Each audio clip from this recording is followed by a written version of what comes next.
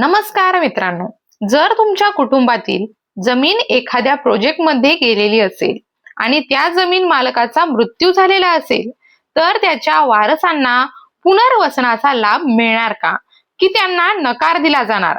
कारण आतापर्यंत अनेक प्रकरणांमध्ये वारसांना सरळ नकार दिला जात होता, पण आता राज्य शासनाने एक नवीन आणि महत्वाचा निर्णय घेतला आहे, जो हजारो प्रकल्पग्रस्त कुटुंबांसाठी दिलासादायक ठरणार आहे. म्हणून आजचा हा व्हिडिओ शेवटपर्यंत नक्की पहा. मित्रांनो, राज्यात अनेक मोठे प्रकल्प सुरू आहेत. धरणे, रस्ते, औद्योगिक प्रकल्प, आणि या प्रकल्पांमुळे अनेक लोकांची जमीन संपादित केली जाते. अशा वेळी त्या जमीन मालकाला आणि त्याच्या कुटुंबाला पुनर्वसनाचा लाभ दिला जातो. पण इथेच एक मोठी समस्या निर्माण झाली होती. मित्रांनो, काय होत होतं? राज्य शासनाकडे अनेक तक्रारी आल्या. जिल्हा पुनर्वसन अधिकारी वारसांना स्वतंत्र प्रकल्पग्रस्त म्हणून मान्यता देत नव्हते, कारण ते जुन्या परिपत्रकाचा आधार घेत होते. यामुळे अनेक वारसांची प्रकरणे थांबली, काहींना सरळ नकार देण्यात आला आणि त्यामुळे प्रकल्पग्रस्त कुटुंबांमध्ये मोठी नाराजी निर्माण झाली. या सर्व पार्श्वभूमीवर राज्य शासनाने एक नवीन परिपत्रक काढले आहे. या परिपत्रकामध्ये स्पष्ट सांगितलं आहे, पुढील कारवाई करताना 2 जून 2025 च्या परिपत्रकाचा आधार घ्यावा. मित्रांनो, इथे एक महत्वाची गोष्ट आहे. 2 वेगवेगळ्या परिपत्रकांमध्ये विसंगती होतं. एक जुनं परिपत्रक आणि 2 जून 2025 चं नवीन परिपत्रक, या दोन्हींमधील फरकामुळे अधिकारी वेगवेगळ्या पद्धतीने निर्णय घेत होते आणि त्यामुळेच वारसांना लाभ मिळण्यात अडचणी येत होत्या. आता आपण समजून घेऊया 2 जून 2025 चं परिपत्रक नेमकं काय सांगतं. हे परिपत्रक मुख्यतः लागू होतं त्या प्रकरणांमध्ये जिथे जमीन मालकाचा मृत्यू झाला आहे. महत्वाचा मुद्दा म्हणजे निर्णय घेताना बंदी दिनांक नाही, तर भूसंपादन निवाड्याचा दिनांक विचारात घेतला जाईल. 2 परिस्थिती समजून घ्या. पहिली परिस्थिती 2004 पूर्वीचा निवाडा. जर भूसंपादनाचा निवाडा 20 डिसेंबर 2004 पूर्वी झाला असेल आणि जमीन मालकाचा मृत्यू निवाड्यापूर्वी झाला असेल, तर काय होईल? त्या जमीन मालकाचा प्रत्येक मुलगा स्वतंत्र प्रकल्पग्रस्त मानला जाईल. आणि आणखी एक महत्वाची गोष्ट, जर त्या मुलांपैकी कोणी मयत असेल, तर त्यांच्या मुलांना एकत्रित एक युनिट म्हणून मान्यता दिली जाईल. परिस्थिती दुसरी 2004 नंतरचा निवाडा. जर भूसंपादनाचा निवाडा 20 डिसेंबर 2004 नंतर झाला असेल आणि जमीन मालकाचा मृत्यू निवाड्यापूर्वी झाला असेल, तर काय होईल? त्या जमीन मालकाचा प्रत्येक मुलगा आणि प्रत्येक मुलगी स्वतंत्र प्रकल्पग्रस्त म्हणून गणले जातील. आणखी महत्वाचं, जर मुलगा किंवा मुलगी मयत असेल, तर त्यांच्या वारसांना एक युनिट म्हणून मान्यता दिली जाईल. मित्रांनो, या परिपत्रकात आणखी एक महत्वाची अट, ही तरतूद त्या प्रकरणांवर लागू होते जिथे 65% रक्कम भरलेली आहे, पण जमीन वाटप अजून प्रलंबित आहे. आता सगळ्यात महत्वाचा मुद्दा, ज्या लोकांची प्रकरणे आधीच नाकारली गेली होती त्यांचं काय? आता नवीन नियम लागू झाल्यानंतर त्यांना फायदा मिळणार का?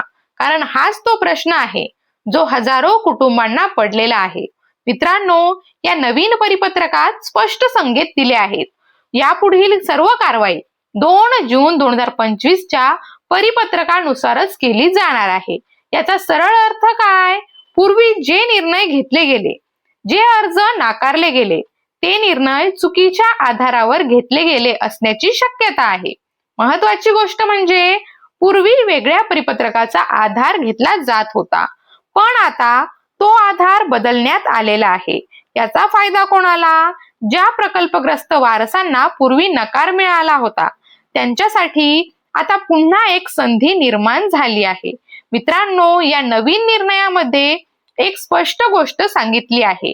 4 मार्च 2025 चं परिपत्रक आता ग्राह्य धरू नये. म्हणजे काय? अधिकारी यापुढे या जुन्या परिपत्रकाचा आधार घेऊ शकत नाहीत. याचा थेट परिणाम, जे अर्ज त्या जुन्या नियमांमुळे अडले होते किंवा रिजेक्ट झाले होते, त्यांना आता नवीन नियमांनुसार पुन्हा तपासलं जाऊ शकतं. मित्रांनो, इथे एक खूप मोठा आणि महत्वाचा बदल करण्यात आलेला आहे एकत्र कुटुंब या संकल्पनेबाबत. आधी काय होतं? पूर्वी संपूर्ण कुटुंबाला एकच युनिट म्हणून पाहिलं जायचं. आता काय बदल झाला? आता प्रत्येक मुलगा, प्रत्येक मुलगी आणि त्यांचे पुढील वारस यांना स्वतंत्र घटक म्हणून मान्यता दिली जाणार आहे. याचा फायदा काय? तर एका कुटुंबाला एकाच लाभाऐवजी अनेक सदस्यांना स्वतंत्र लाभ हा मिळू शकतो. मित्रांनो, या निर्णयामध्ये काही कायदेशीर बाबींचा देखील विचार करण्यात आलेला आहे. वारसा हक्कांमध्ये कायदे आणि पुनर्वसन अधिनियमातील तरतुदी या दोन्हींचा एकत्रित विचार करून हा निर्णय घेतला गेलेला आहे. याचा अर्थ काय? तर हा निर्णय केवळ प्रशासनिक नाही तर कायदेशीर दृष्ट्या देखील मजबूत आहे. आता सर्वात महत्वाचा प्रश्न, पुढे काय करायचं? जर तुमचं प्रकरण प्रलंबित असेल तर संबंधित कार्यालयाशी संपर्क करा. तुमची कागदपत्रे अपडेट ठेवा. जर तुमचं प्रकरण रिजेक्ट झालं असेल तर नवीन नियमांचा आधार घेऊन पुन्हा अर्ज करण्याची संधी मिळू शकते. लक्षात ठेवा, सर्व कारवाई आता 2 जून 2025 च्या परिपत्रकानुसार होणार आहे. मित्रांनो, हा निर्णय का महत्वाचा आहे? कारण हजारो प्रकल्पग्रस्त कुटुंबांना यामुळे दिलासा मिळणार आहे. विशेषतः ज्या कुटुंबांमध्ये जमीन मालकाचा मृत्यू झाला आहे, आता त्यांचे वारस स्पष्टपणे प्रकल्पग्रस्त म्हणून मान्य होणार आहेत. मित्रांनो, माहिती असणं म्हणजेच ताकद असणं आणि आजची ही माहिती अनेक कुटुंबांचं भविष्य बदलू शकते.